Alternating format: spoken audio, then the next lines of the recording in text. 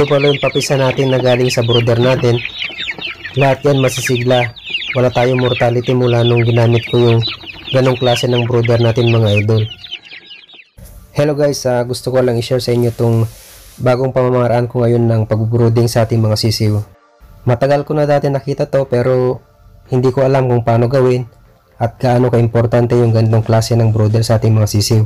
Basta ang alam ko lang noon, may kulungan sila, meron silang ilaw, may sapin na karton or dyaryo sa sahing nila o minsan kahit wala okay na, diba? Pero lahat pala yun ay common errors for brooding. Kaya lagi ako namamatayan ng mga sisiw. Kung may mabubuhay man, for sure paglaki nila ay mga sakitin. O di kaya iniilawan natin yung buong brooder para lahat sila ay mainitan without knowing na maling-mali pala yun mga idol. Lalong-lalo dito sa amin, sobrang lamig pagdating ng October to February. Laging maulan at malamig. Kaya napakahirap magpalaki ng sisiw, kaya sa tuwing ganitong buwan, hindi muna ako nagpapapisa ng mga sisiw dati. Dahil lugi talaga. Akala ko noon talagang mahirap magpalaki ng sisiw kapag malamig ang panahon dahil maraming mortality at puro sipon ng ating mga sisiw. Pero nung sinunod ko yung program about tamang paraan ng pag-brooding, ay talagang 0% mortality tayo mga idol at walang sakit ang ating mga alaga. Madali lang pala basta alam mo yung tamang gagawin pagdating sa pag-brooding ng mga sisiw. Kahit marami pa sila basta alam mo yung tamang proseso. Anyway, ginawa ko tong vlog na ito para ma-share sa mga kapwa ko baguhan sa pagmamanok, lalo na yung mga laging namamatay ng sisiw. At kung gusto nyo subukan yung ganitong sistema ay maganda talaga. Pero nasa sa inyo pa rin yung mga idol kung gagayahin nyo. So ngayon, ipapaliwanag ko sa inyo kung paano ba ginagawa at kung ano ba yung mga advantages ng brooding na ito kumpara sa nakasanayan na nating mga brooder. At kung ano yung mga dapat natin i-consider habang ang sisiw natin ay nasa loob ng brooder.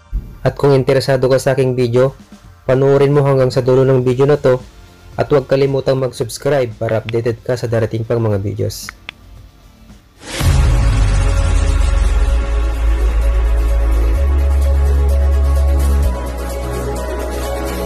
So ngayon, pag-usapan muna natin yung mga materyales na ating gagamitin sa paggawa ng brooder natin.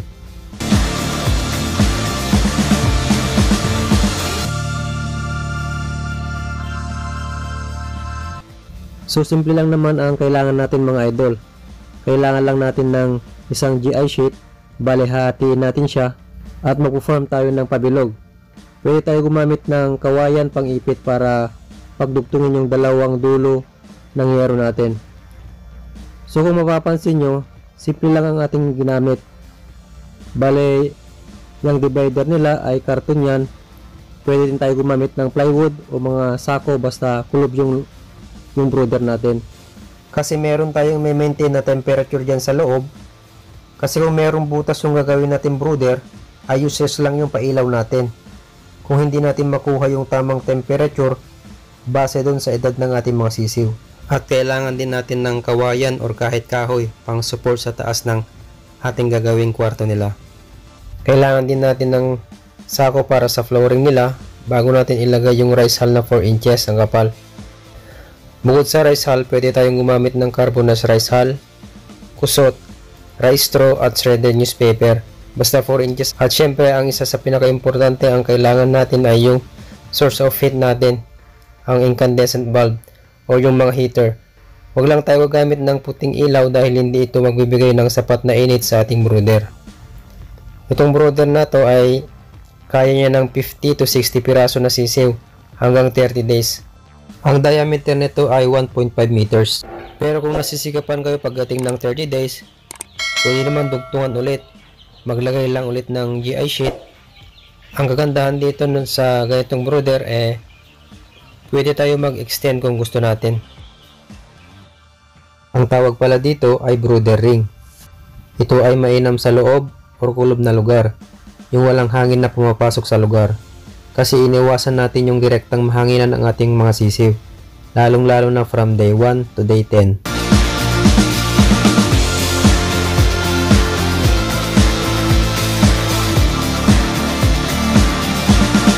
So unang advantage ng brooder ring kumpara sa ibang brooder ay, kung mapapansin nyo po, ay hugis bilog siya. So ang purpose nito ay para maiwasan natin yung stampede sa ating mga sisiw, dahil kapag sila ay nagkukumpulan, ay hindi maiipit yung nasa dulo kasi pabilog siya. Hindi kagaya nung ibang brooder na may kanto, pwede sila mapin down or maipit at yun yung isang dahilan ng mortality natin mga idol. Kaya minsan pag check natin sa kanila kinumagahan, merong patay sa gilid.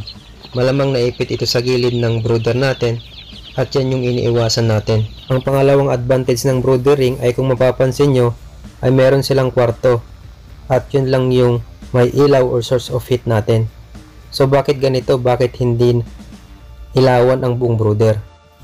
Okay, ang dahilan niya mga idol ay hindi natin pwedeng persahin na painitan o pailawan ang ating mga sisiw dahil iba-iba ang resistance ng bawat sisiw pagdating sa init at lamig.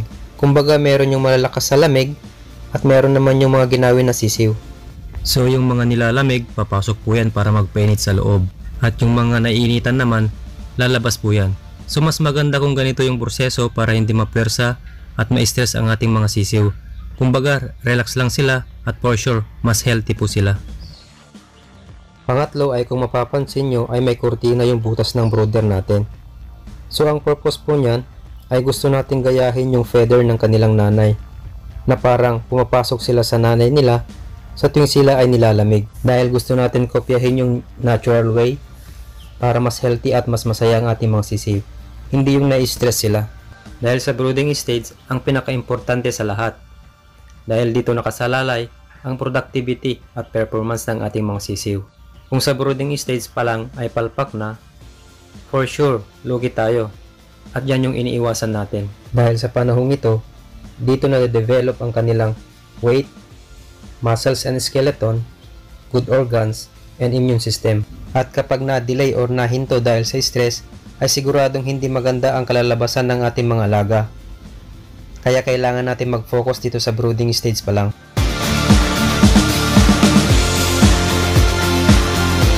So from day 1 to day 4, kung mapapansin nyo, naglagay ako ng 4 na patong na kalendaryo sa ibabaw ng rice hull.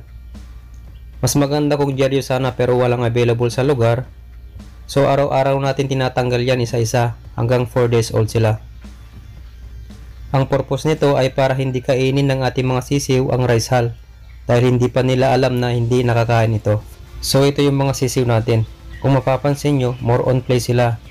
Naglalaro at masaya, hindi yung nakaupo lang sila sa sulok ng brooder natin.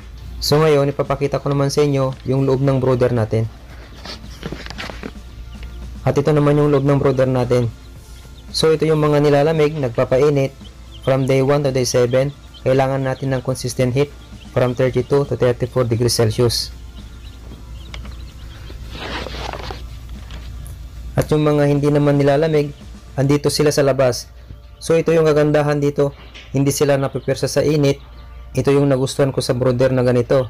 Mas masaya ang mga sisiw at hindi sila stress. Ang record heat pala ay at least 1 watt per chick.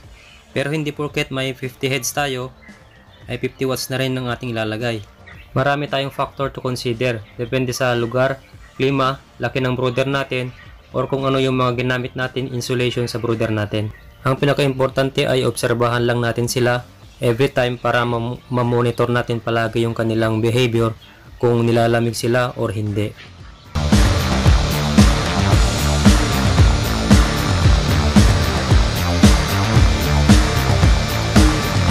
So pagdating naman ng second week, magbabawas tayo ng pailaw from day 8 to day 14 ay nasa 27 to 31 degrees na lang. At habang sila ay lumalaki ay nagdadagdag din tayo ng pakainan para lahat sila ay makakain.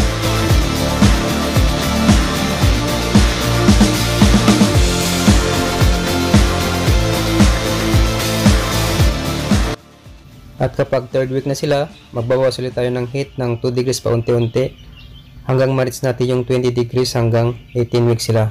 Magdadagdag ulit tayo ng feeder para makakahilat sila at painuman para meron silang tubig palagi. At magpapalit na rin tayo ng rice hull para siguradong malinis lagi ang kanilang brooder.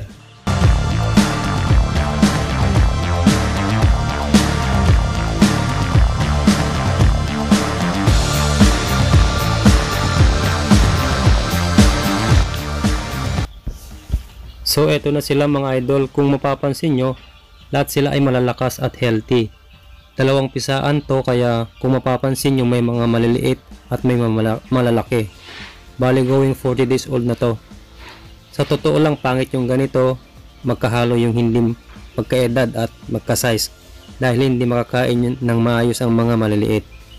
Pero may technique tayo dyan. Need lang natin maglagay ng madaming feeder at equal yung pagbibigay natin ng feeds para makakain lahat sila. Dahil kung kulang yung feeder natin, for sure yung malalakas kumain at yung mga malalaki lang ang kumakain. At may tendency na mabansot yung mga maliit kung hindi sila makakain ng maayos. Kung mapapansin nyo, wala ni kahit isa ang laylay yung pakpak or mas mahaba yung pakpak kaysa sa katawan. Dahil ang sisiw kapag naunang humaba yung pakpak kaysa sa katawan ay sign yan ng stress. Ang isang sign din ng stress ang ating sisiw ay yung tinatawag nilang pasty butt o yung may ipot na nabuo sa puwetan ng ating mga sisiw. Yun po ay yung sign ng matinding stress while on brooding dahil nagtatae po sila. A few moments later. So yan mga idol, tinanggal ko na yung box nila at sa ganitong edad ay kaya na nilang i-stimulate yung init ng kanilang katawan. Mag-stay muna sila ng 3 araw dito para unti-unti silang masanay para hindi sila mabigla pag nilabas natin. So ngayon, papakita ko sa inyo yung mga ibang sisiw natin na napisa gamit yung brooder natin dito, kung paano at kung gaano sila ka-healthy. A few moments later. So ito yung mga second at third batch na papisa natin mga idol gamit yung brooder natin. More than 2 months na ito. Kung mapapansin nyo, lahat yan healthy. Wala silang sipon. Dahil nung nilabas ko sila sa brooder nila ay talagang develop na sila. Kaya matibay sila sa sakit. At kahit malalaki na sila ay meron tayong nilalagay na kwarto para kapag nilalamig sila, lalo kung madaling araw from 2 AM to 4 AM. So ngayon, ipapakita ko naman yung first at second batch natin mga idol. A few moments later.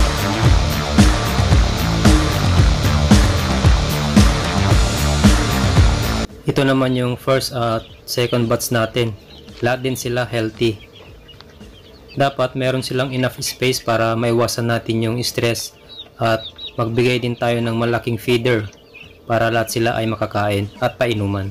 So hanggang dito muna yung video natin mga idol, at kung gusto mo yung ganitong video ay sa tingin ko ay ito yung channel para sa'yo. Pwede kang mag-subscribe dahil marami pa tayong pag-uusapan dito. Next video naman natin ay yung feeding program para malaman nyo kung paano ako magpakain ng sisiw para siguradong buhay at healthy ang mga sisiw natin. Muli, nagpapasalamat pala ako sa mga bago nating subscribers at mga patuloy na nanonood sa ating mga videos. At kung napadaan ka lang sa aking munting channel, please subscribe.